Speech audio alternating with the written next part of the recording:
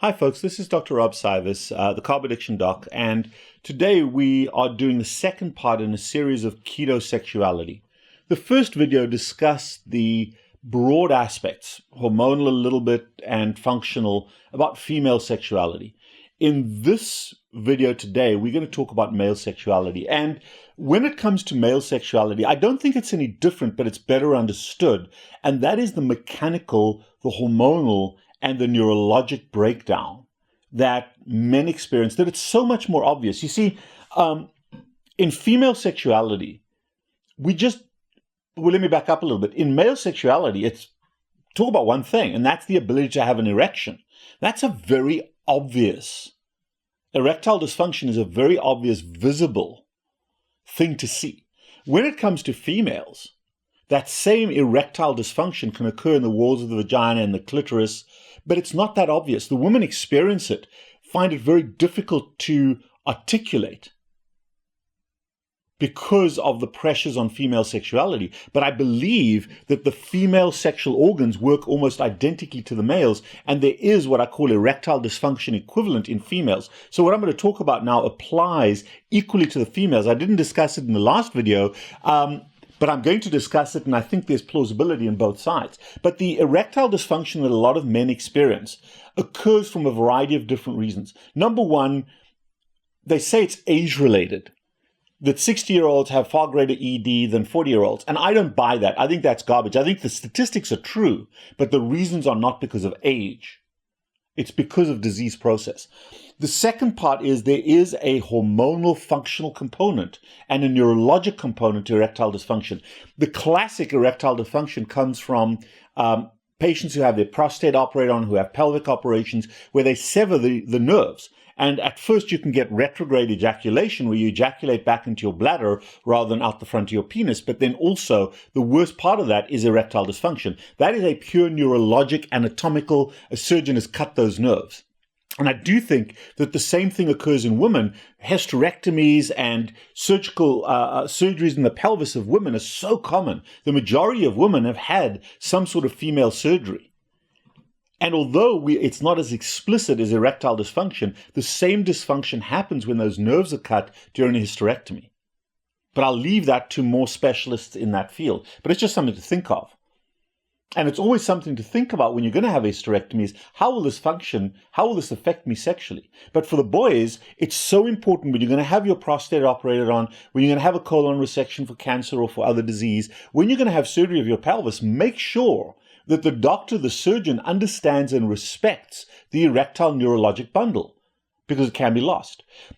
The more prevalent, that's the obvious one, the more prevalent by far two causes of erectile dysfunction, of sexual dysfunction in males, mechanical sexual dysfunction, but I believe in females as well. Cardiovascular disease and diabetes, or diabetes and cardiovascular disease, often caused by the same thing, where you've got a blood flow issue. So we've talked about the nerves, now we're going to talk about the blood flow. And both female sexual organs and male sexual organs both depend on a rush of blood to give them that flushing, that thickness of these spongy organs to be able to build up, to have an orgasm.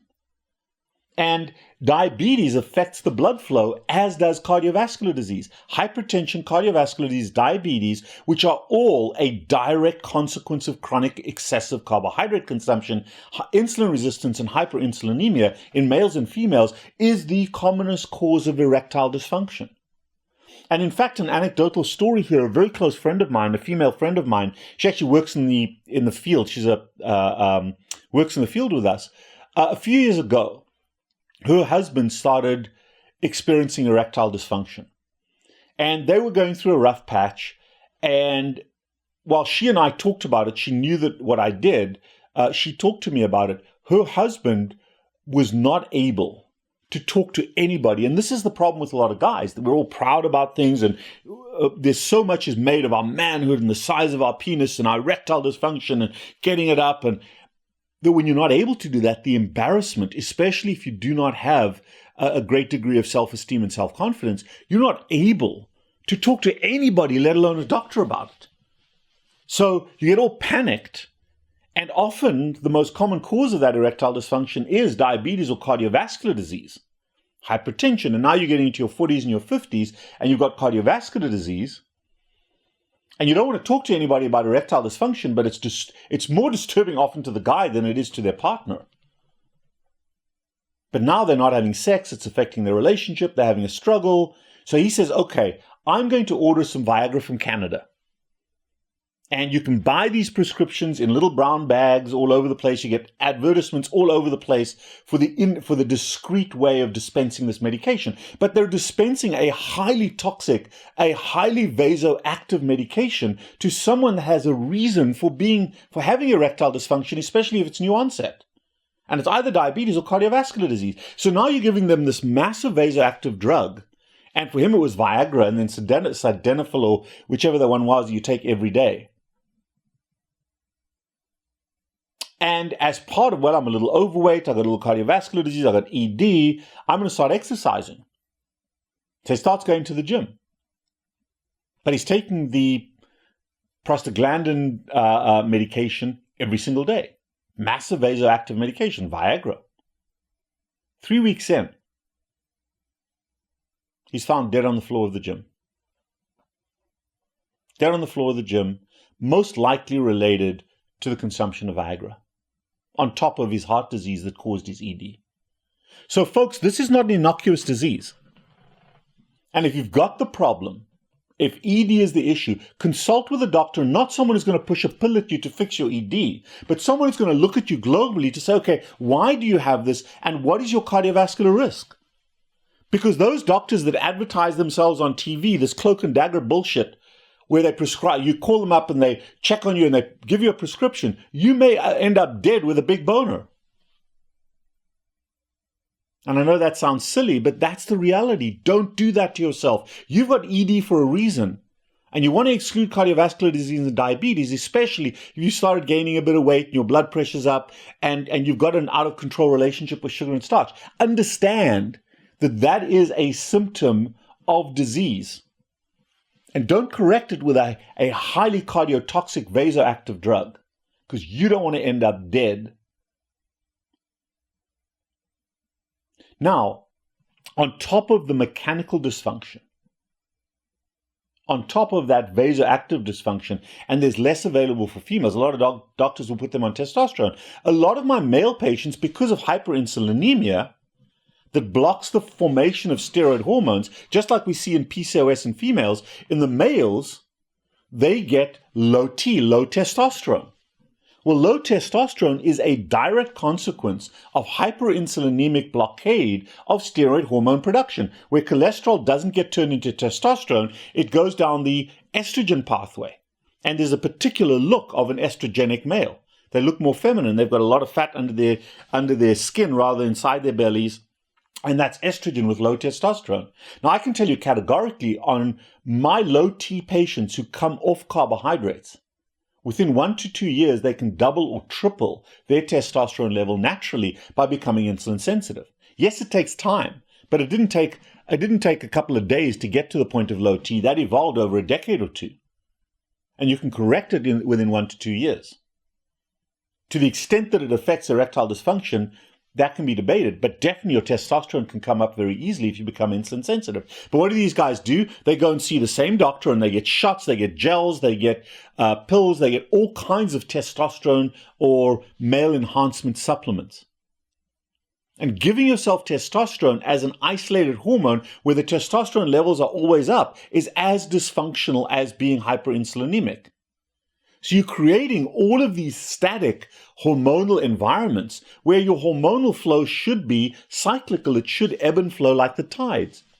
And of course, that's going to disrupt a whole bunch of other hormonal issues. You may buff up a little bit in the gym. You may testosterone, my muscles are bigger. But cardiovascularly, that's going to cause a lot of damage to you. So nothing is innocuous other than addressing the cause. And if you get rid of carbohydrates, that testosterone comes up naturally. You buff up more with a more male-looking body, especially if you're working out a little bit. And you don't need the drugs. Now, the drugs are fine for people with super low testosterone just to bring it up a little bit.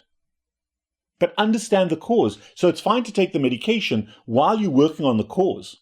But eventually, when you become insulin sensitive, you don't need to be taking that testosterone anymore. So we've got erectile dysfunction from diabetes and from cardiovascular disease. We've got the nervous issue, the vascular issue. We've got the low testosterone, the hormonal aspects, all related to chronic excessive carbohydrate consumption. And the fourth one is the psychological component of obesity, of performance anxiety, where you're insecure, your self-esteem, your self-confidence in the toilet, and you cannot perform. Certainly alcohol is a piece of that. Nicotine is a piece of that. Other drugs are a piece of that. And the drug that is most common is chronic excessive sugar and starch consumption. So drug addiction is also a factor in male sexual dysfunction. But when your self-esteem and your self-confidence is in the toilet, you're not able to have healthy relationships, or not able to. You find it much more difficult, much more challenging to have healthy, empathetic, risk of being vulnerable relationships with other human beings, especially those that you have a sexual fantasy for or a sexual desire for. Whether it is male, male, male, female, it doesn't matter. But it's so important to understand that part of addiction is an erosion of self-confidence and self-esteem, so that intimacy becomes a very difficult thing. And then we isolate ourselves and we develop dysfunctional forms of sexual gratification. Masturbation is absolutely fine for males and females as part of a healthy, diverse sexuality as a sexual being, because it's that fifth pillar of an effort-based emotion management system. But if it devolves to pornography and self-stimulation at the risk or at the price of human connection, at the price of human sexuality, if that's all it is, that's dysfunctional. That's dysfunctional. And what you're doing there is using that instant sexual gratification, that pornography, as an instant gratification system, as a process addiction. And for males and females that engage in that and do not engage in healthy human connection, that's equally debilitating. It's another variant of addiction, of process addiction, like snacking, like carbohydrates. Whereas a healthy sexual relationship, a healthy intimacy relationship with a partner, with other people, you don't have to be sexual with everybody, but having healthy human connections is one of the healthiest, most sustainable aspects of emotional buoyancy. And whether that is the empathetic human connection or the sexuality, that intimacy is so important. But when we're control freaks, when we're narcissists, when we're passive little wallflowers, when we're incapable of having healthy, coexistent human connection, when we have to control everything by being the narcissist, by having anger management issues, by being so passive that we're unable to be assertive, that affects sexuality. It affects our thinking of ourselves as a sexual being. It affects intimacy. It affects human connection. And it drives us to addiction. And part of recovery is learning to be assertive, learning to relinquish control, learning to be part of a community, of a tribe, of a clan, of a group of friends. I'm not saying go and have sex with all of them. But healthy sexuality, healthy intimacy, healthy relationships is as much part of recovery as not eating carbohydrates. I know I've covered a lot of territory, but this is stuff we have to speak of, and we don't. Our society is afraid of this. We demonize sexuality. We throw it on the trash heap. Most of you, well, I guess if you're watching this part of the video, you've watched the whole video, but there's a lot of people that see keto sex or keto sexuality as the title. Ooh, they're intrigued by it. I'm going to get some pornography here. Or, oh, that's disgusting. If you came into this, watching this video because of those two sentiments in your brain, step back a little bit and examine your own dysfunction. I hope this helps. I am the Carb Addiction Doc. When we deal with addiction, we deal with every aspect of addiction. Not just carbohydrates, not just obesity, not just diabetes. Intimacy and relationships are as important to recovery as eating right. See you next time. Leave comments, please. Give me a thumbs up, give me a thumbs down, but do something, take action. It helps us. And if this resonates with you, drop a few dollars to our PayPal account, robert@jackschildren.com. It's part of our charitable 501c3 account that is charitable to be able to present this to you. Set up an appointment, 561-517-0643, or become a Patreon member. Thanks for your support. Thanks for watching.